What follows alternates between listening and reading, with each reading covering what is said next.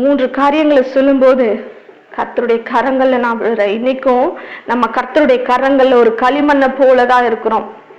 தாவீது செய்ததை போல, அப்பா நான் உன் கரங்கள்ல இருக்கதான்ப்பா விரும்புறேன், நான் விழுந்தாலும் எழுந்தாலும் நான் உன் கரங்கள்ல இருக்கதான்ப்பா விரும்புறேன்னு தேவனை நோக்கி போங்க.